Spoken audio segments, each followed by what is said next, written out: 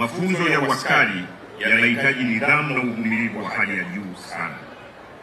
Nimesikia katika taarifa ya mkuu wa chuo kuwa baadhi yenu walifukuzwa kwa sababu mbalimbali ikiwemo ya utovu wa nidhamu. Hivyo ninyi ambao mnahitimu leo, ni dhahiri mmeonyesha nidhamu ya hali ya juu. Narudi kwenu askari wahitimu.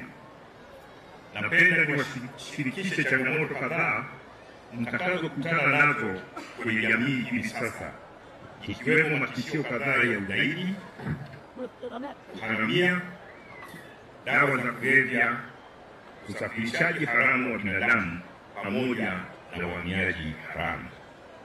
Hizo ni baadhi tu ya changamoto za kiusalama mtakazokutana nazo kwenye mikoa mwendako. Mnahitaji ushirikiano wa dhati na wa karibu kutoka kwa wananchi ili muweze kuzuia na kupambana na makosa hayo.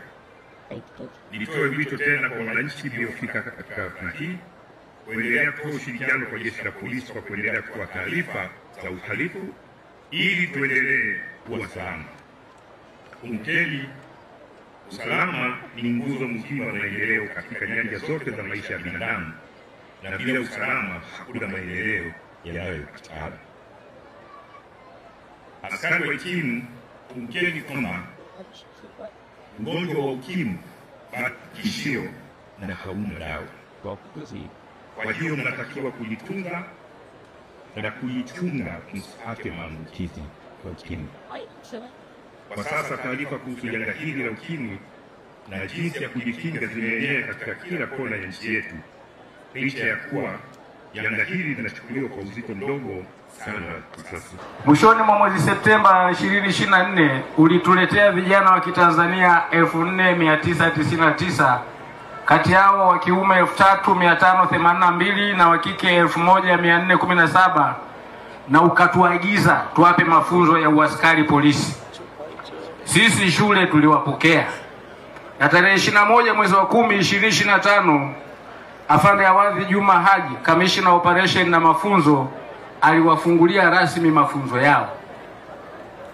Kufikia leo hii tumebakiwa na wanafunzi 4826, wanaume 3436 na wanawake 1390. Hii ni pamoja na wapiga buruji 42. Afande mgeni rasmi, wanafunzi 217 tuliwaachisha mafunzo na kuwaondoa chuoni kwa sababu mbalimbali, zikiwemo uwezo mdogo wa kujifunza, lakini pia utovu wa maadili na utovu wa nidhamu.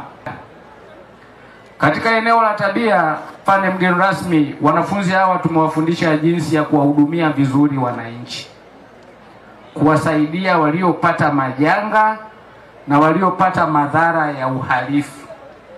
Tumewafundisha kuuchukia uhalifu na kuwachukia kabisa wahalifu, wakiwemo wale wanaofanya vitendo vya uvunjifu wa amani, utulivu na usalama wa nchi yetu. Aidha, tumewafundisha maadili yote askari wa Jeshi la Polisi la Tanzania. Mafunzo hayo yaligusa sana nyoyo zao wote. Nidhamu ya hawa waliopo mbele yako ndiyo ambayo imeweza kuwafikisha hapa, kwa sababu bila nidhamu, lakini pia na utii wa maelekezo mbalimbali ambayo yamekuwa yakitolewa na wakufunzi, ninaamini kwamba leo hii hawa 4782 usingekuwa nao hapa.